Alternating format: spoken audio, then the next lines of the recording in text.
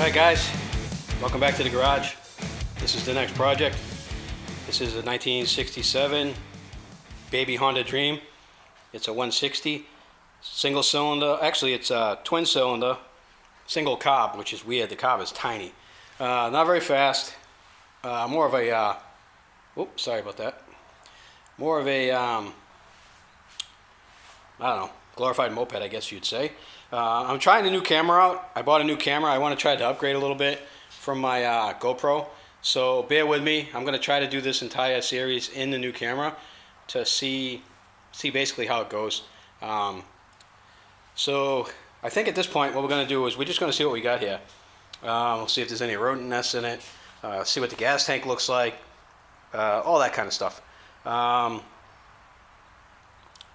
This thing hasn't started. It hasn't run. And God knows how long. I'm going to say probably since 1984, when the last time this thing was registered. It's probably the last time this thing ran. So, sorry about that.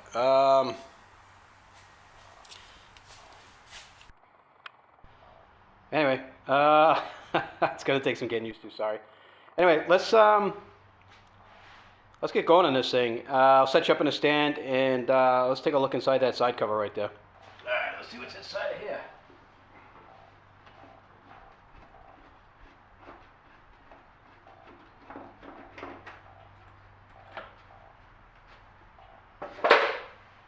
And it just looks like a bunch of wires. And I'm not seeing any evidence of rodent damage, which is good. I think we're alright there. Alright, let's move to the other side and pull the other side cover. Alright, let's get it off. And this looks like the battery side of things.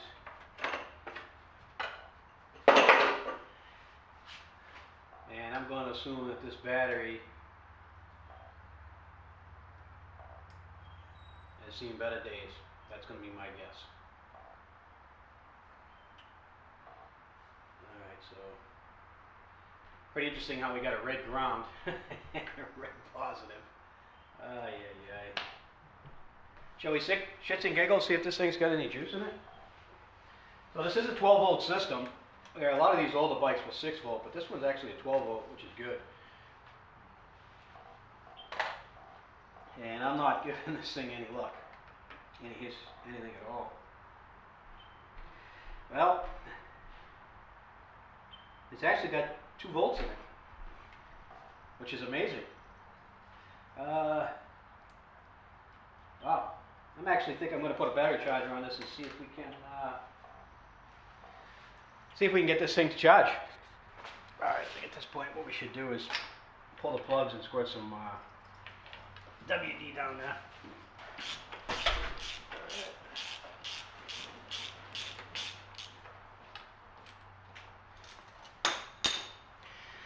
And she was pretty, see if it'll focus.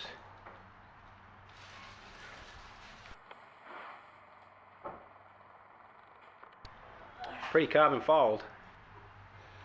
And the other one, just as bad.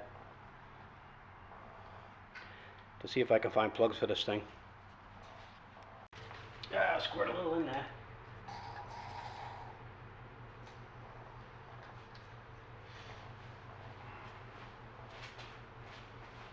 Give it a chance to lubricate the rings. I'm going to slide a pin on there just in case. And I'm going to try to kick it over just to see if it's locked up, which I don't think it is, but make sure the rings aren't stuck.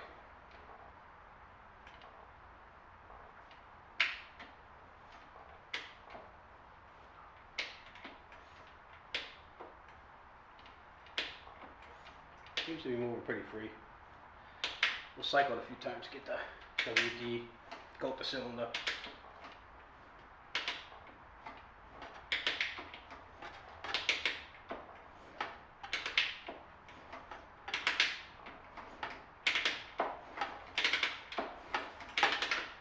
Alright, it's good. I'm I'm pretty sure we need to pull that carb, so I gotta figure out how to get that off.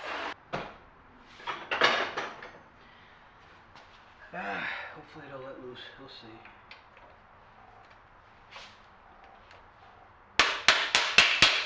Wow. Unbelievable.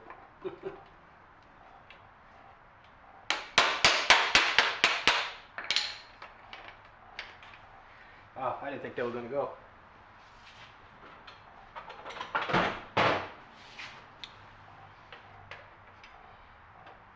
"55-year-old bike." Who would have thought?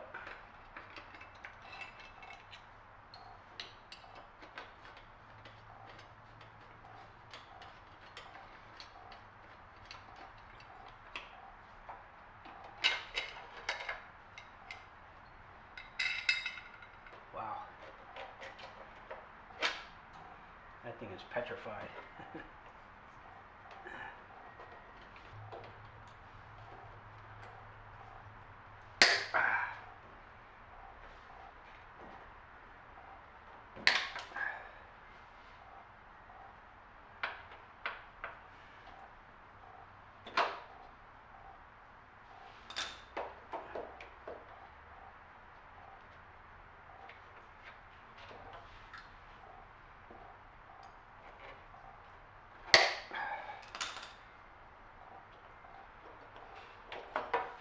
Alright, let's see if we can get the top off.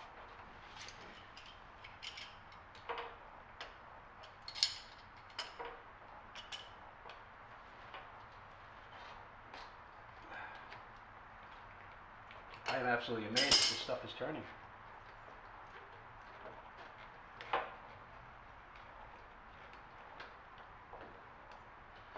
Alright, let's see if the slide will come out. And of course it won't.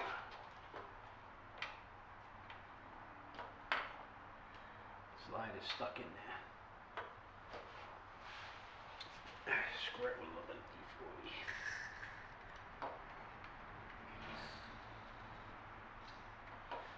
If I can get that slide to pop up. There we go. That helped. Alright. It's a Keenan Cobb. Let me zoom out a little bit.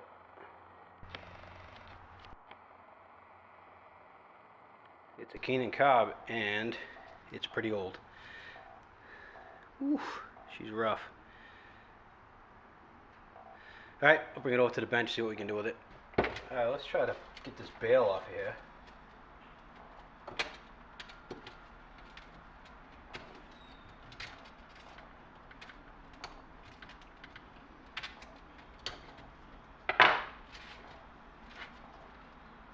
Wow. Not giving us much hope.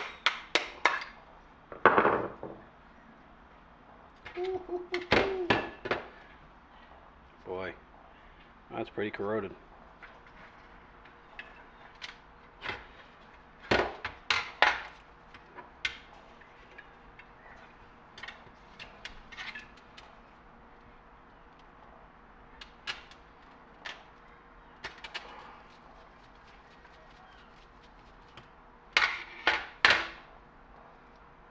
Now, that's plugged solid.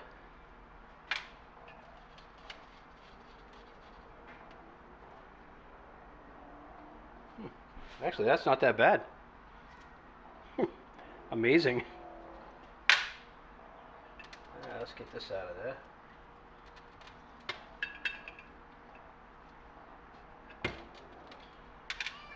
And we got copper floats.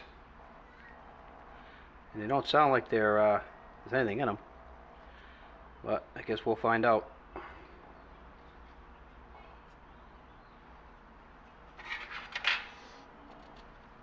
The jet is stuck in there for sure. Then I have to grab a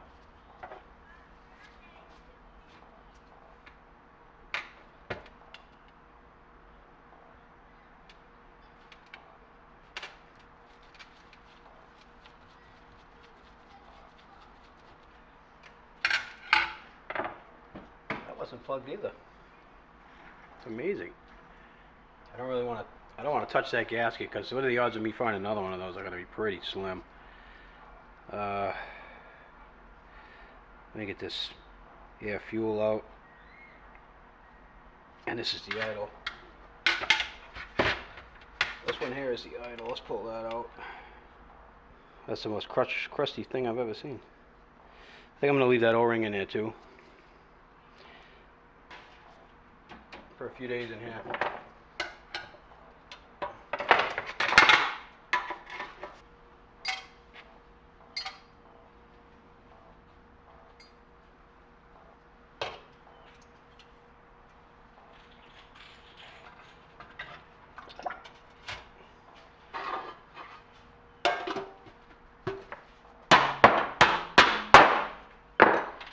Alright, I'm gonna let that set for a couple of days. Let's get on to something else.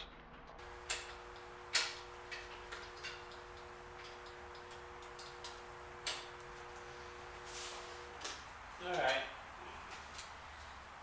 So we're gonna have to do the kickstart method. I want to see if it has definitely want to see if it's got sparks, so let me try and move these out of the way a little bit. Let's see. Turn the key, which I think the key would be on. I think that's on. I don't know for sure.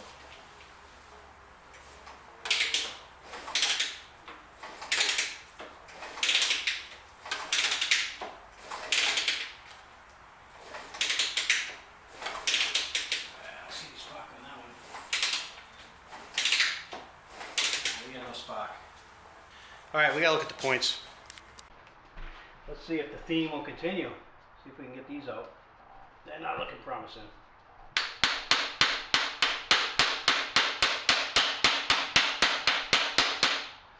Oh, that one's fun.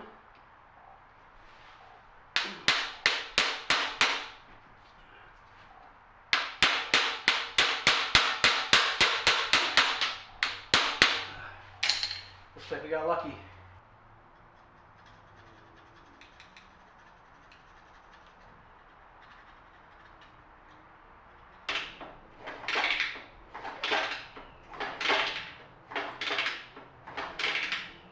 Alright. No spark. Alright. I got a external battery hooked up. And if I turn the key on, we got the headlight, high beam and low beam, but no starter and no spark. So we got to figure out why we don't have spark. Let's pull the seat off. Let's start getting this thing apart because we got some wiring issues that we got to try to figure out.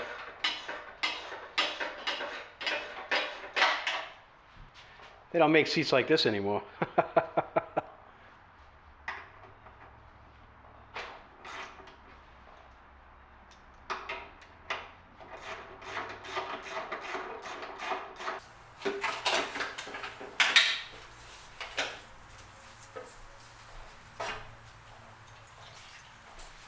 There's something in there.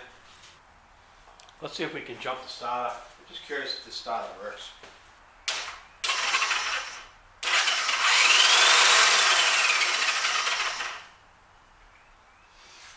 Alright, starter works. We're going to have to test the points because, I don't know, we got issues here. Alright, to test the points, we're just going to use a standard test light. And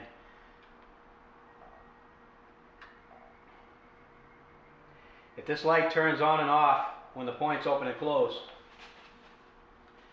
then we know that the points are good. Okay. So the points are good. So it's my assumption now that it is the condenser, and I need to find out where that is. I gotta remove the horn, get to the condenser, because I'm pretty sure the condenser is behind it.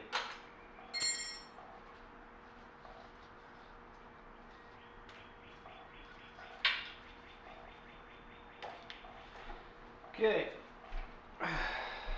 there's the condenser. Let's check that. All right, I took the coil out, and it's in rough shape. These wire, you can see that the wire right here is broken.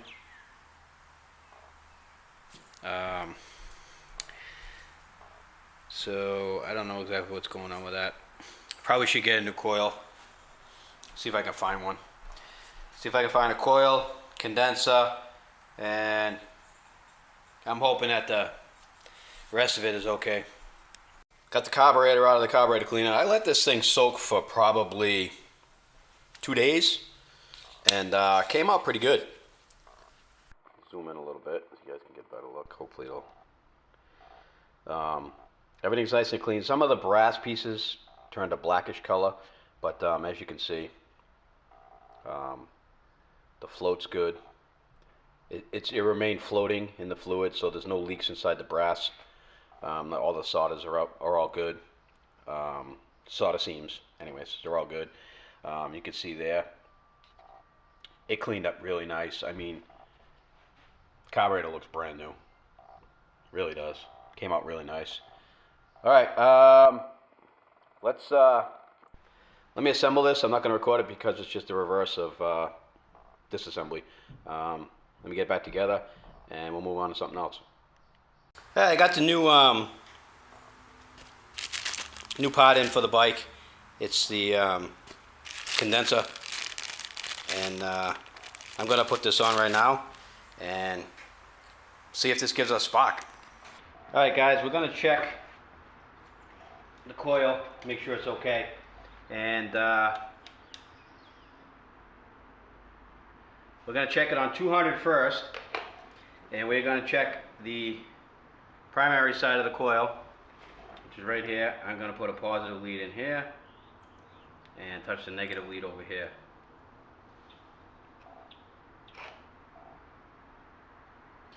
And we should be between 2 and 5 ohms. We're at 1.7. So the primary side is a little weak. Now let's check the secondary side. And we should get about 15 to 20 ohms going lead to lead here. Let's do one side here and one side here. And as you can see, nothing. So that coil is no good. Now, actually, you know what? I gotta put on 200K, sorry. A multimeter. Put it here. And again, we got nothing. So let's go and show you the new coil, which is right here, that I bought. It's an aftermarket. And we'll go positive to negative across the primary side.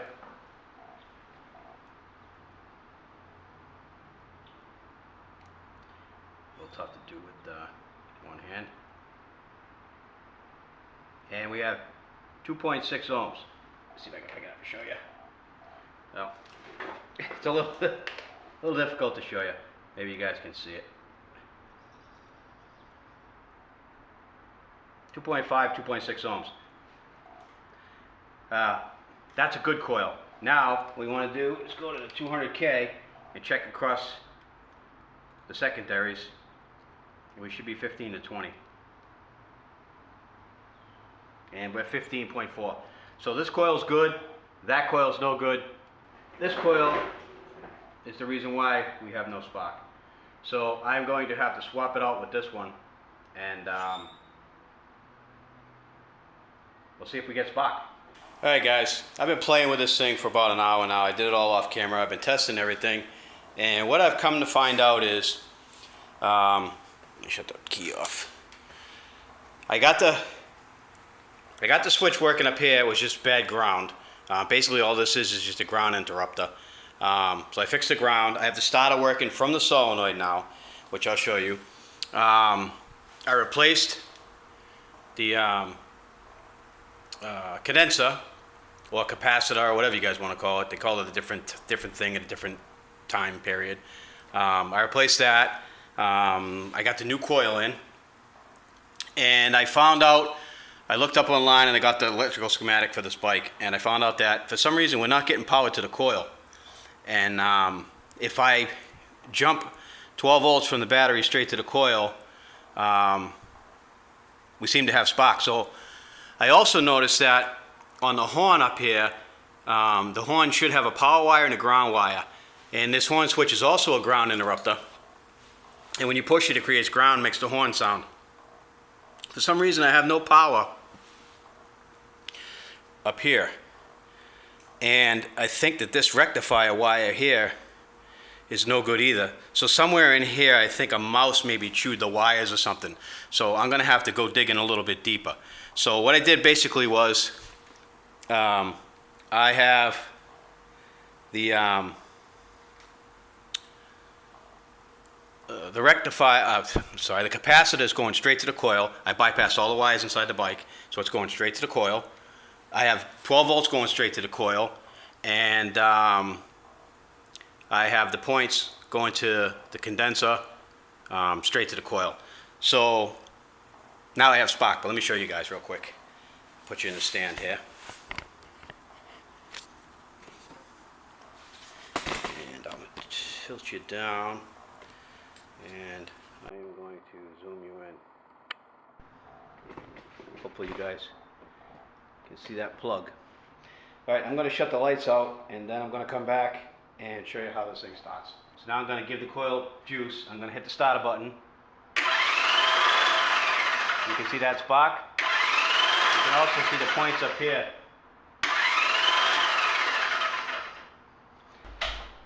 We got an electrical issue, so I guess what's going to have to be done now is I need to figure out what critter got in there and chewed on the wires. And it seems like it's the wires inside of here. So I'm going to have to do a little bit more investigating and find out what's going on with that. But I am happy that we now have spark, and we're pretty close to getting this thing running again. So let me dig in a little deeper, and then I'll come back when I find something else out. All right, so I figured out that we had a bad connection in here. I took the headlight out. We had a bad connection in here. I cleaned it. I have power now through the bike to the coil. I have power to the horn. Those are the two areas that I didn't have power going to. I now have power going to them. I mounted the coil up underneath. I made a bracket for it. I didn't video that, but I made a bracket for it, and it is up there. I need to install the spark plugs and the carburetor, which I am going to do right now. All right, let's do a quick recap. So where we're at now is I completely went through the electrical system on this thing, and it was a nightmare. I didn't record a lot of it because it's just testing and testing and testing, and electrical can be a nightmare when you're chasing demons and gremlins inside these old bikes, even old cars for that matter. This is a points condenser system. I haven't worked on one of these since I was a kid, so it was kind of fun to get back into it and actually work on one of these. They're so simple in the way they run. It's actually amazing. I did install 2 brand new plugs, and I took the Champions out of there and I put in NGKs, some nice plugs.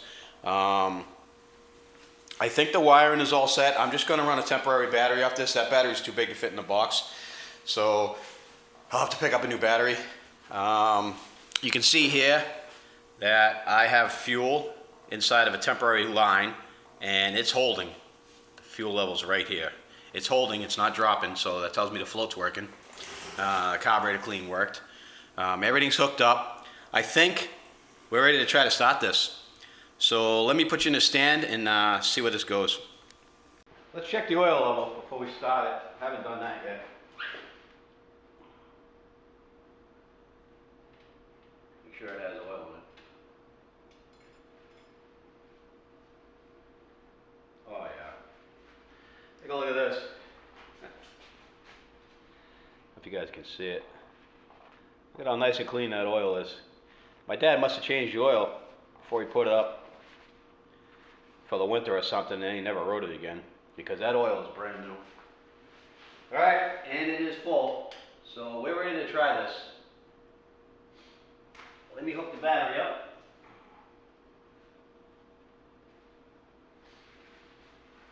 Alright. I'll give it some choke. See what that does. And let's see what else I can do here. Just pull that up a little bit higher. Alright, let's see what happens, guys.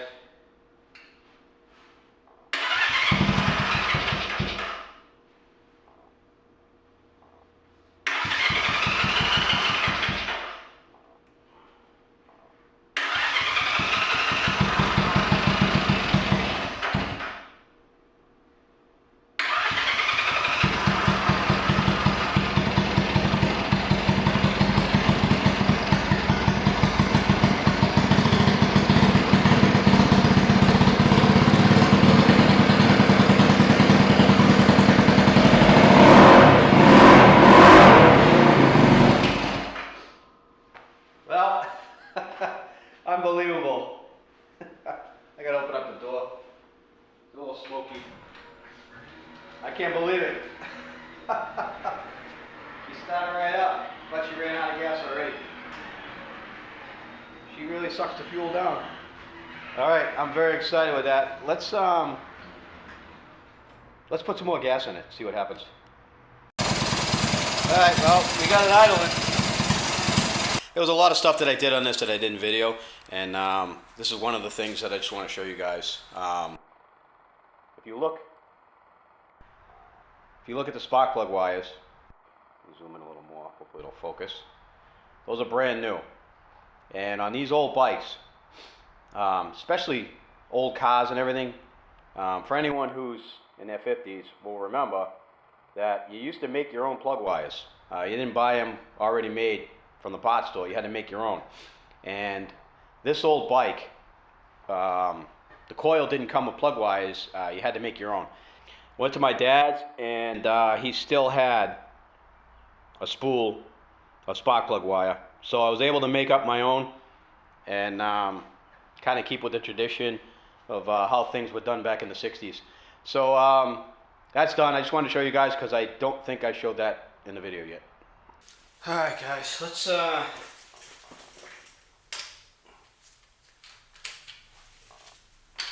check the valve lash on this thing. So I'll make sure we get it top dead center. I'm assuming that in the age of this bike, the valve lash has probably never been checked. So let's pull this off. And she's running really rich. You guys can see that. I don't know. That plug is really dark. She's running really rich. You're gonna have to figure out what's going on with that.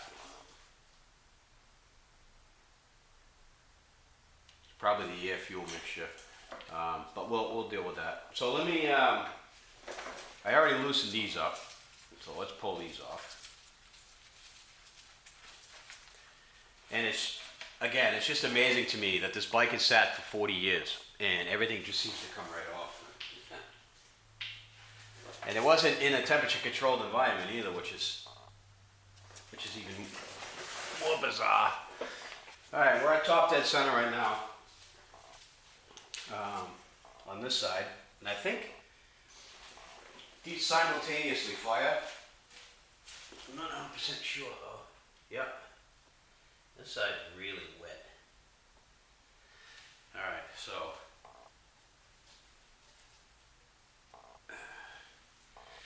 looks like these valves are really tight. I don't think they're closing all the way. So let's adjust the lash. Now I looked online and apparently the valve lash on these is 2/1000 of an inch. That's really tight. But this one has no play at all. The two on the other side have no play, and this one has a tiny bit of play. So let me get my feeler gauge, and then we'll start setting these up. It's a 9mm wrench. Here is my 2000 shim. see how this thing works. And it does not go in at all.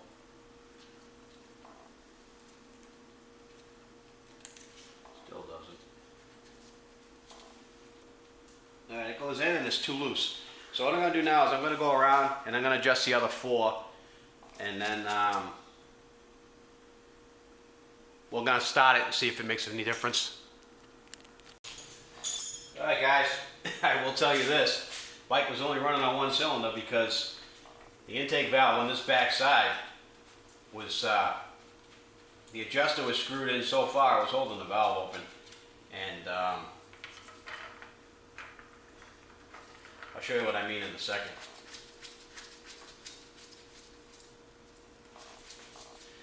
Let me show you the two plugs, difference in plugs.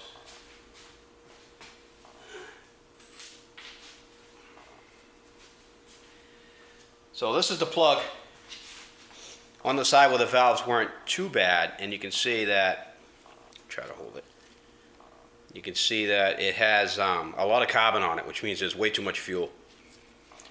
This is the one from the other side, and you can see that it basically was barely firing and it's soaking wet. Hopefully this should run better now. All right, one more thing I want to show you guys is on the point side of things, right here, there's a little felt oiler, and you put a really light oil on this, and it keeps the cam lubed so it doesn't wear out on the points. And I don't know if you guys can see it, but it's not even touching, and it's not touching by at least probably 1/8 of an inch. So what I'm going to do is I'm going to pull the felt out, I'm going to oil it, and I'm going to put it back in so it's actually touching the cam.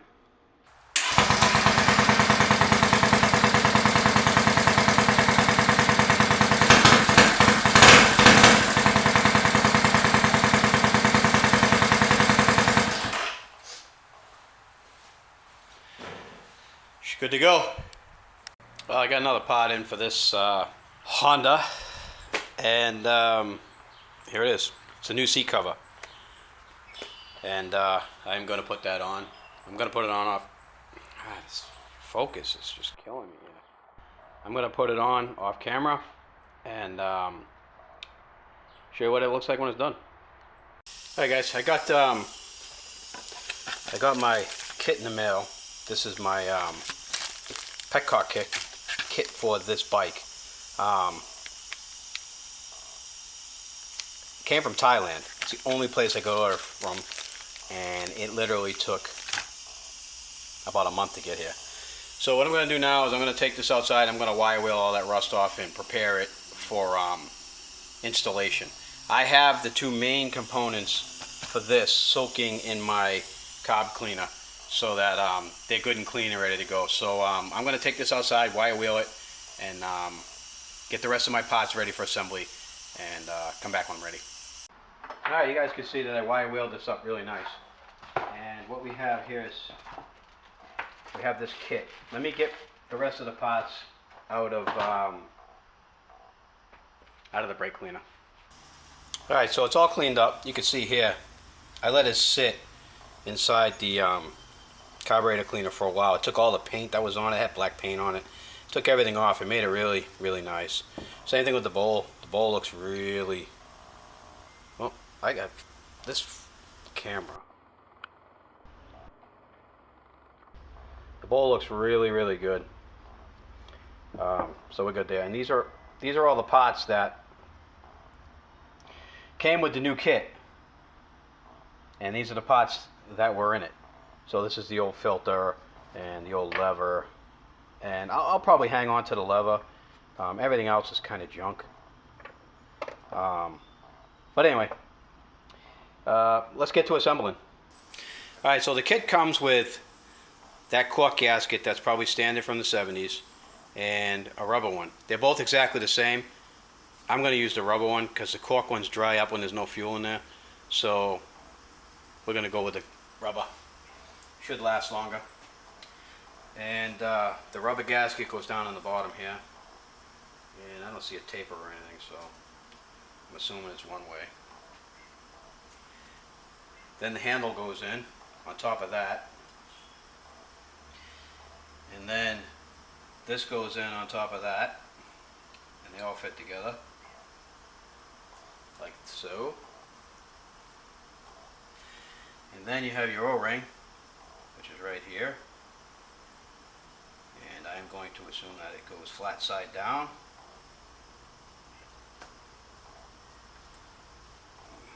Let's see if I can get inside the groove. And just for kind of a quick overview of my grading of this rebuild kit, it seems to be of decent quality. I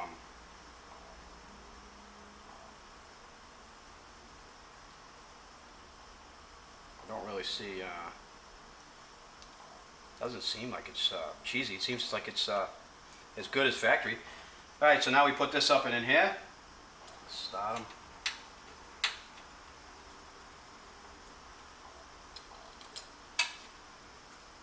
Just going to bring it in slow.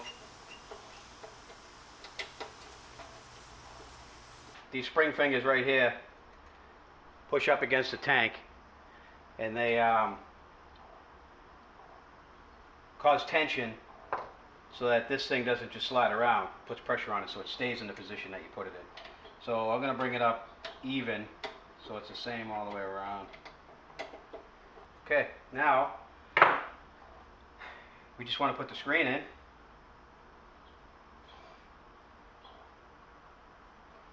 the screen goes in like that. And then this washer goes in, or gasket.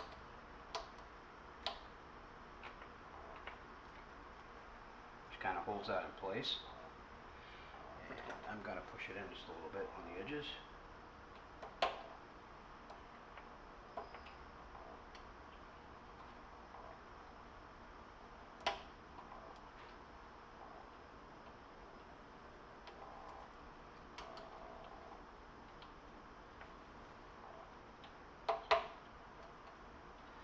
So it's seating all the way in there. There we go.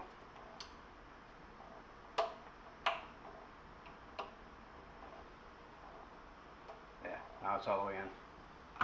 It's sitting flat in there. And now we just put the cap on. Tighten that up. That should do it.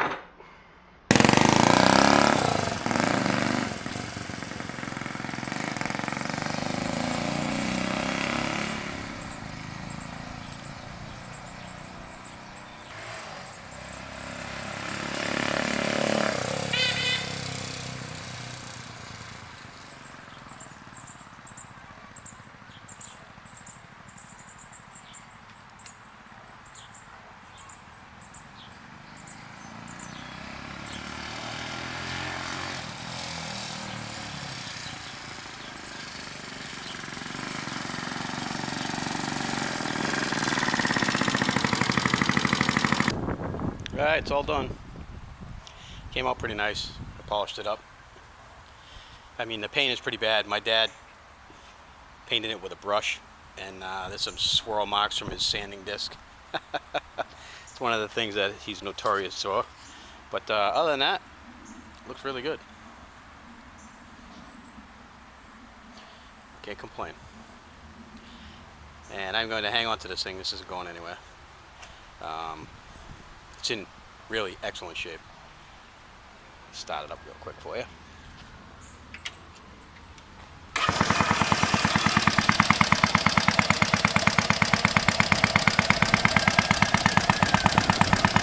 Runs amazing.